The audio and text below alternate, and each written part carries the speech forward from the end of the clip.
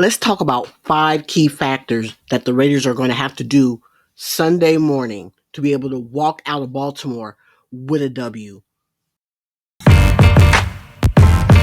Uh, yeah, uh, yeah. We're going to jump right into it with the offensive line. The offensive line has to have a bounce back game. They have to have a bounce back game. There's no two ways about it. But more importantly, it's going to come from the interior linemen, more so than the two tackles, Colt Miller, Mumford. I fully expect Colt Miller to have a bounce back game due to the fact you're not going up against Khalil Mack. That's why.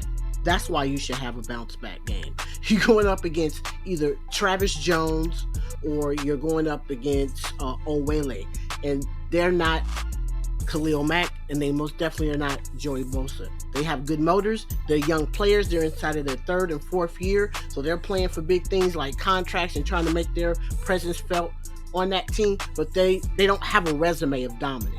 So I expect in his second game back from off-season surgery, Colt Miller to be able to assert his dominance. Mumford actually played really well last week, and inside of all of the madness of the offensive line, one player who played absolutely well and did his job for the most part of that game was Mumford. Played very well. So I expect those two guys to do their jobs. I'm focused on the interior of the offensive line. That is Andre James, that is Parham, and that is Cody Whitehair. They're going to have phenomenal games to be able to give themselves an opportunity to go out there and have sustaining drives in that game tomorrow.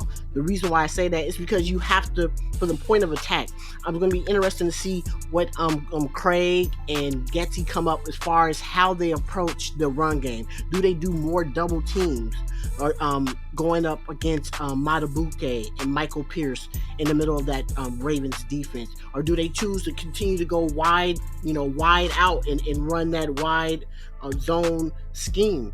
It's going to be interesting because they have to be able to control the middle of the Ravens defensive line.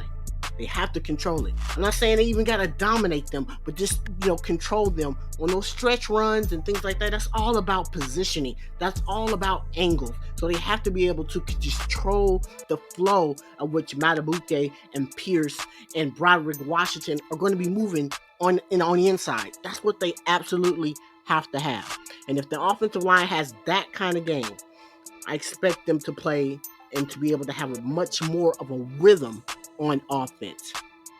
Number 2, let's get into how the offense, Gardner Minshew, Devontae Adams, Trey Tucker, Jacoby, Brock Bowers, Michael Mayer, what they have to do to be able to give themselves an opportunity to win this game. And I want to see Luke Getty run. I want to see a lot of cross routes tomorrow. I want to see a lot of cross routes. And the reason why I say this is because if you look at last week's tape between the Ravens and the Kansas City Chiefs, the Ravens had a tough time crossing routes. They had a tough time covering on those lateral, like those horizontal stretch you across the field type passing plays when they played last week. I saw a lot of number 8, Roquan Smith. I saw a lot of Trent Simpson chasing. They did a lot of chasing. Cal Van Noy. This is what the Raiders can exploit. And the reason why they can exploit it is because they got 2 young dynamic tight ends. And they got Trey Tucker, they got DJ Turner, they got Jacoby Myers, and they have Devontae Adams. We should see a lot more horizontal crossing routes tomorrow, which is going to mean that Gardner Minshew is going to have to play phenomenal. And when I mean phenomenal, actually, I want to see him do what he did last week. If you look at his completion percentage, he completed 75% of his passes. Period. He completed 75% of his passes. His career is 62%.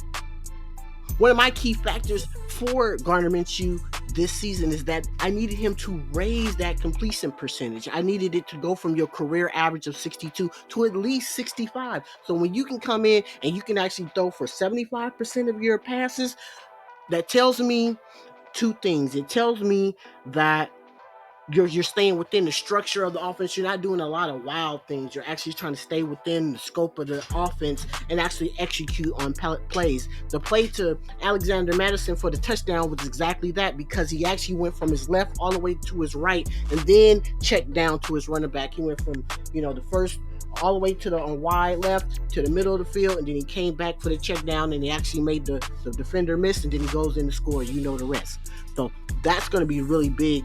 And when Luke Getsy just get back to running a lot of crossers, I don't even want to see a ton of screens. I just want to see crossing routes, because if you run a ton of screens, that allows their linebackers, Roquan Smith and those guys, to be able to play downhill. You don't want them playing downhill. If they're playing downhill more than not, it's to their advantage. You want them chasing. You want them having to cover the actual grass out there.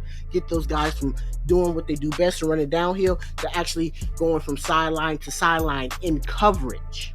There's a big difference. I'm saying from a coverage perspective. So Lugetti is going to have to do a lot of isolation, because they run a traditional 4-3 defense. That is their base defense, a traditional 4-3. So they got a wide, they got a Will and a Sam, and you got to attack those guys.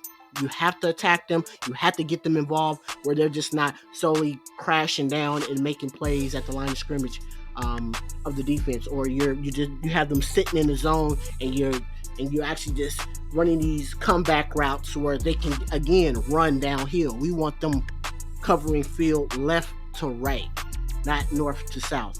That's big too. And now let's go to the other side with the Raiders defense. I call this trio right here, I call it the Devil's Triangle. And that triangle consists of Spillane, Wilkins, and Crosby. That is the right side of our defensive line. That Devil's Triangle there has to do what they did last week. They were phenomenal last week, regardless of what the PFF grades had for Joe Alt and all those guys. They were able to stop the run at the point of attack. So what does that mean for the other side? It actually means that Adam Butler is going to have to continue to play well. He actually, if you look at the film and you watch some of the all 22 from what I've seen that's out right now, he had a phenomenal game. He added some moves to his actual his repertoire in his bag. I saw him doing spin moves, getting in there, tackle for losses, chasing all the way down. He's out to prove a point. He played well. It's going to come down to that Janarius. It's going to come down to Snowden. It's going to come down to the Divine Diablo. Those three have to actually raise their level of play. There's no ifs, ands, or buts about it. You have to raise your level of play, because you got to know that they're going to be running at you. They're going to be running at you the whole time, because we saw the Devil's Triangle over there. We're not having much success over there. So, front and center, that right side, that left side of the defensive line has to play well. Divine Diablo has to learn how to keep the offensive lineman off of him, play with his hands. Now, I would be interested to see how much the Raiders and Patrick Graham actually start to get some other players involved. We heard Antonio Pierce during the presser say that's going to be hard to get number 5 and number 41 off the field. Everybody knows we're not talking about 41. 41 gets the job done. We're talking about number 5 and Divine Diablo. Can he erase what he did last week? Because what he was doing is he wasn't reading the field. He's not able to uncover what's coming at him. And when you, as a linebacker, when you can't sniff out a play, when you haven't figured out some of the keys that'll give you signals of what's about to happen, so you can actually have a half step on your offensive lineman, this is how you get around, or then you know how to use your leverage because you know what's coming. If he can't do that, it's going to be a long day, because that means they're going to probably be run power traps for Lamar Jackson. He led their team with 120 plus rushing yards. It wasn't King Henry, but believe they're going to be running a whole bunch of pulling plays right at Divine and that other side of the line. Because if you don't, you'll be criminally negligent as an offensive coordinator of the Ravens if you didn't do it. So they got to know that that's coming. So Adam Butler, Jenkins, Janarius Robinson, Snowden, and Divine Diablo have to play extremely well. I want to be interested to see, will they get Amari Gaynor in at some point, because remember, he actually has defensive end skill set. He played it in college. He played both linebacker and defensive end, and he kind of, from what we saw at least in the preseason, it looks like he has a clue of what he has to do to actually make impactful plays. So that's what you got there. Number 4, and probably the last one I'm gonna make here, is the X factor. The player on offense who's going to be the X factor for the Raiders, again, is Brock Bowers. Brock Bowers versus, like I said, Trent Simpson against Roquan Smith. He is a weapon. He's the real deal. He looks like the real deal out there. The way he moves, the way he comes in and out of breaks, he has an advantage. So I want to see what Luke Getsy comes up, getting him in motion, getting him out of the H-back, maybe even lining him up at fullback on once in a while to get those isolation plays, either on one of those outside linebackers or on a safety. Like I said, they play a traditional 4-3 defense. That's their base defense, is a 4-3. So you can get him in a lot of isolations with a linebacker, and I think that's just going to be money. He led the team last week in receptions with 6. Devontae had 5, and they both had 58 and 59 yards respectively. Bowers averaging 9.7 per reception, and Devontae basically rounded it up to 12 at 11.8. So that Getsy has gotten right, because you're getting the ball to the right players. And because right now, Brock Bowers has a significant advantage. Just for off the game one, you can just tell that this young man is going to be able to dominate in this league if they continue to feed him like they need to. So tell me, Raider Nation, what do you think that some other factors that the Raiders have to do to be able to walk out of Baltimore tomorrow morning into the early afternoon to come back to Vegas with a W? Until next time, this is the Raider Way. We'll see you on the other side.